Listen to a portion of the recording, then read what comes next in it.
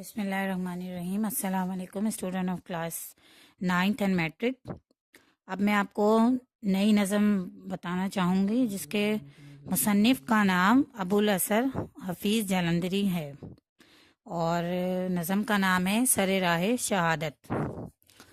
تو سب سے پہلے میں آپ کو مصنف کا حوالہ پیش کروں گی کہ محمد حنیف نام، حفیظ ہی تخلص اور ابوالاسر کنیت تھی۔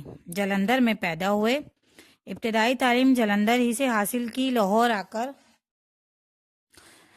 آ کر ہونہار بک ڈپو قائم کیا اور علمی اور ادبی کتابوں کی طباعت و اشاعت میں مصروف ہو گئے۔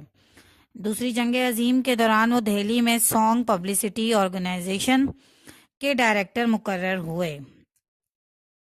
ان کی شاعری ذوق کو مولانا غلام قادر گرامی کی شاگردی نے چمکایا۔ پہلے غزلی کہیں، پھر گیت لکھے، اس کے بعد شاہ نامہ اسلام جیسی شاہکار نظم لکھی۔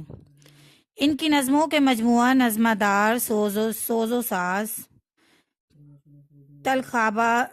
تلخابہ شیریں ہے۔ ہمارا قومی ترانہ بھی آپ نے ہی لکھا، یعنی کہ جو ہمارا قومی ترانہ ہے وہ بھی ابوالاسر حفیظ جلندری نے ہی تحریر کیا تھا، اور کتنا خوبصورت تحریر کیا ہے، کیا کہنے۔ تو اسی طرح میں اب آپ کو سبق کا خلاصہ پیش کروں گی کہ آخر اس سبق میں کیا، نظم میں کیا بتا رہے ہیں۔ تو نظم کا خلاصہ کچھ اس طرح سے ہے کہ یہ ہے واقعہ غزوہ احد کا، اور غزوہ احد کا موقع ہے جس میں حضور اکرم صلی اللہ علیہ وآلہ وسلم کے چچا حضرت حمزہ رضی اللہ تعالیٰ عنہ جہاد کے لیے جا رہے تھے۔ حضرت حمزہ رضی اللہ تعالیٰ عنہ قبیلہ قریش کی ان بہادر شخصیات میں سے ایک تھے جن کی بہادری اور طاقت پر قریش ناز کیا کرتے تھے۔ آپ صلی اللہ علیہ وسلم اپنے چچا سے بہت پیار کرتے تھے۔ اسی موقع پر آپ صلی اللہ علیہ وآلہ وسلم کے چہرے پر رقت نمایاں تھی، یعنی کہ جب وہ ان کو رخصت کر رہے تھے تو ان کے چہرے پر رقت نمایاں تھی، کیونکہ نبی کریم صلی اللہ علیہ وسلم کو پہلے سے ہی معلوم تھا کہ حضرت حمزہ جائیں گے تو واپس نہیں آئیں گے، یعنی کہ وہاں پہ جا کے غزوہ احد کے موقع پر وہ شہید ہو جائیں گے۔ تو اس لیے آپ خود سوچیں کہ جب ہمیں یہ معلوم ہو کہ ہمارا کوئی پیارا جا رہا ہے اور واپس نہیں آئے گا تو ہماری کیا کیفیت ہوگی۔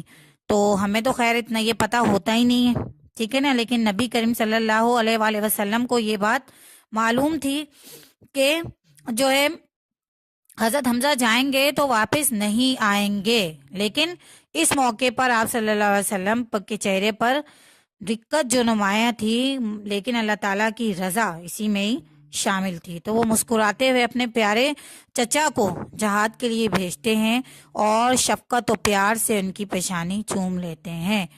نور حق کی وجہ سے حضرت حمزہ کا چہرہ دمک اٹھتا تھا، یعنی کہ جب نبی کریم صلی اللہ علیہ وسلم حضرت حمزہ رضی اللہ تعالیٰ عنہ کو محبت سے دیکھتے یا ان سے محبت کا اظہار کرتے تو ان کا چہرہ نور سے چمدم۔ السلام علیکم student of class 9th and matric. اب میں آپ کو سر راہ شہادت کا اشعار کی تشریح بتاؤں گی، سمجھاؤں گی آپ کو۔ تو سب سے پہلے شعر ہے اس میں، وہ حمزہ ناز تھا اہل عرب کو جس کی طاقت پر، وہ حمزہ ناز تھا اہل عرب کو جس کی طاقت پر، فدا ہونے چلا تھا اب بھتیجے کی صداقت پر۔ تو اس میں آپ نے حوالہ جو ہے وہ اس طرح لکھنا ہے اپنے کہ یہ شعر نصابی کتاب میں شامل نظم سر راہ شہادت سے لیا گیا ہے، جو شاہنامہ اسلام، یعنی کہ کتاب کا نام ہے یہ شاہنامہ اسلام سے ماخوذ ہے، اور ان کے شاعر ابوالاسر حفیظ جلندری ہیں۔ یہ آپ لکھیں گے سب سے پہلے حوالہ، اس کے بعد آپ حوالہ شاعر دیں گے، اور اس کے بعد آپ تشریح لکھیں گے۔ تو تشریح کچھ اس طرح سے کہ اس شعر میں حفیظ جلندری غزوہ احد میں حضرت حمزہ کے میدان جنگ میں جانے کے منظر کی عکاسی کر رہے ہیں۔ حضرت حمزہ آپ صلی اللہ علیہ وآلہ وسلم کے چچا تھے، اور حضرت حمزہ قبیلہ قریش کے ان بہادر شخصیات میں سے تھے جن کی بہادری اور طاقت پر قریش ناز کیا کرتے تھے۔ آپ صلی اللہ علیہ وآلہ وسلم اپنے چچا حضرت حمزہ سے بہت پیار کرتے تھے اور حضرت حمزہ کو بھی اپنے بھتیجے حضرت محمد صلی اللہ علیہ وآلہ وسلم سے بہت انس تھا۔ حضرت حمزہ اپنے بھتیجے حضرت محمد صلی اللہ علیہ وآلہ وسلم کی نبوت اور صداقت پر ایمان لائے اور مسلمان ہو گئے، تو غزوہ احد کے موقع پر کفار قریش کے مقابلے سے نکلے اور شہید ہو گئے۔ یہ پہلے شعر کی تشریح تھی۔ اب دوسرا شعر میں آپ کو پڑھ کے سناتی ہوں کہ رسول پاک کے چہرے سے ایک رقت نمایاں تھی، رسول پاک کے چہرے سے ایک رقت نمایاں تھی، یہ وہ رحمت تھی جس کی کوئی غایت تھی نہ پایا تھی۔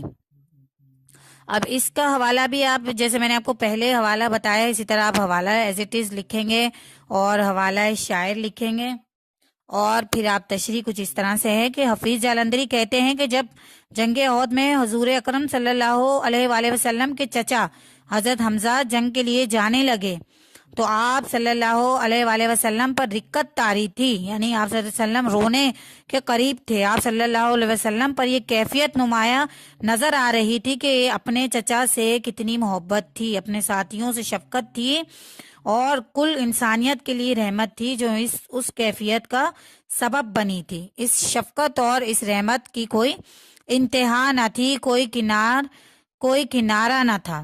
اپنی امت کے لیے راتوں کو اٹھ اٹھ کر رونے والے اپنے چچا کو اللہ تعالیٰ اور اس کے دین پر قربان کرنے جا رہے تھے۔ ٹھیک ہے، یہ دوسرے شعر کی تشریح۔ تیسرا شعر کچھ اس طرح سے ہے کہ نگاہ مضطرب ہلکا تبسم روئے زیبا پر، نگاہ مضطرب ہلکا تبسم روئے زیبا پر، تصور مطمئن تھا مرضی عرش مولا پر۔ کتنا خوبصورت شعر ہے یہ، اور اس شعر میں شاعر بیان کر رہے ہیں کہ حفیظ جالندری کہتے ہیں کہ شاید سرور کائنات صلی اللہ علیہ وآلہ وسلم کو غزوہ احد کے دن کی سنجیدگی کا احساس تھا۔ آپ صلی اللہ علیہ وسلم کی نگاہیں پریشان تھی مگر لبوں پر ہلکی سی مسکراہٹ تھی۔ آپ صلی اللہ علیہ وسلم نے اللہ تعالیٰ کی مرضی کے سامنے سر تسلیم خم کر دیا۔ اللہ تعالیٰ کی رضا کے خیال سے آپ صلی اللہ علیہ وسلم مطمئن تھے، اس کے حکم کے پابند تھے، اپنے پیارے چچا اور دوست کی شہادت کا جذبہ دیکھ کر مسرور تھے۔ شہادت جو مومن کی معراج ہے، اپنے چچا کی شہادت کے راہ میں جاتا دیکھ کر مسرور تھے۔ چچا سے محبت اور اللہ تعالیٰ کی رضا دونوں آپ صلی اللہ علیہ وآلہ وسلم کے رویے سے آیا تھی۔ یہ تھے ہمارے رحمت للعالمین صلی اللہ علیہ وآلہ وسلم۔ چوتھے شعر کی تشریح بیان کروں گی، لیکن شعر کچھ یوں ہے کہ ہوا ارشاد اے ام جستجا ام خستہ فام بسم اللہ، ہوا ارشاد اے ام خجستہ فام بسم اللہ، خدا حافظ ہے کیجئے نصرت اللہ بسم اللہ۔ اس شعر میں حفیظ جالندری کہتے ہیں کہ آپ صلی اللہ علیہ وسلم نے ارشاد فرمایا کہ اے میرے بابرکت اور پیارے چچا، بسم اللہ کیجئے، شہادت کا راستہ آپ کا منتظر ہے۔ مردوں کی شمشیریں اللہ تعالیٰ کی راہ سے ہمیشہ عریاں رہتی ہیں، جائیں اور دشمنان خدا کو بتا دیں کہ مسلمانوں کی 1000 زندگیاں بھی ہوں تو اللہ تعالیٰ کی راہ میں قربان ہے۔ میرے چچا جائیں، الوداع، بسم اللہ کیجیے اور اسلام کی فتح کے لیے لڑیے، اللہ تعالیٰ کے دین کی نصرت کے لیے جنگ کیجیے۔ شعر نمبر 5 ہے کہ یہ اقدام شہادت برسبیل حسن نیت ہے، یہ اقدام شہادت برسبیل حسن نیت ہے، محمد اس پہ راضی ہے جو اللہ کی مشیت ہے۔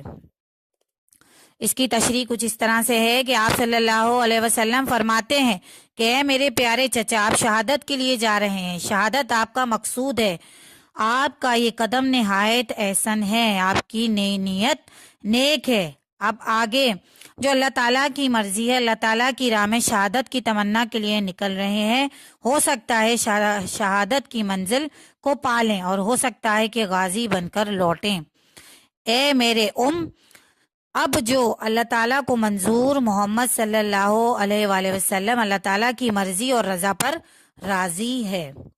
شعر نمبر 6 ہے، یہ فرما کر دکھائی انتہائی شان رحمانی، کہ فرما کر دکھائی انتہائی شان رحمانی، کہ بڑھ کر چوم لی سرکار نے حمزہ کی پیشانی۔ سبحان اللہ۔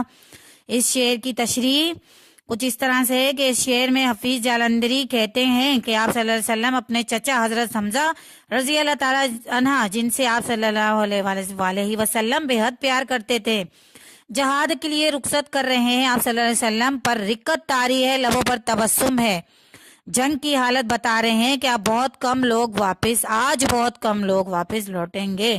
آپ صلی اللہ علیہ وسلم اپنے چچا حضرت حمزہ کو میدان شہادت میں بھیجتے وقت آگے بڑھے کر ان کی پیشانی چوم لیتے ہیں۔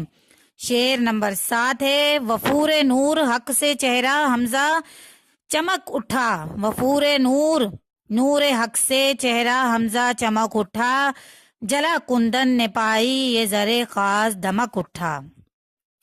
تشریح ہے اس کی، اسی طرح آپ نے حوالہ لکھنا ہے، خلاصہ لکھنا ہے، حوالہ لکھنا ہے، حوالہ شاعر لکھنا ہے، اور تشریح میں آپ کو بیان کر دوں کہ آپ صلی اللہ علیہ وسلم آفتاب نبوت تھے، نور حق تھے۔ جب اپنے چچا حضرت حمزہ کو میدان جنگ میں رخصت کرتے وقت ان کی پیشانی چوم لی تو حضرت حمزہ رضی اللہ تعالی عنہ کا چہرہ دمک اٹھا۔ سبحان اللہ۔ آپ صلی اللہ علیہ وسلم قریش کے بہادروں میں سے ایک تھے۔ اسلام کی ابتدائی مشکل دور میں اسلام قبول کیا اور قریش کی مخالفت کو برداشت کیا۔ شاعر اس شعر میں حضرت حمزہ رضی اللہ تعالی عنہ کی شکست کو خاص سونے کی تعبیر کرتے ہوئے کہتے ہیں کہ جب نبی اکرم صلی اللہ علیہ وآلہ وسلم نے جہاد میں روانہ کرتے ہوئے حضرت حمزہ رضی اللہ تعالی عنہ کی پیشانی چوم لی تو اس خاص سونے نے اور جلا پائی اور کندن بن گئے۔ سبحان اللہ۔ امید ہے آپ کو یہ میرے تمام اشعار کی تشریح سمجھ آ گئی ہوگی۔ اللہ حافظ۔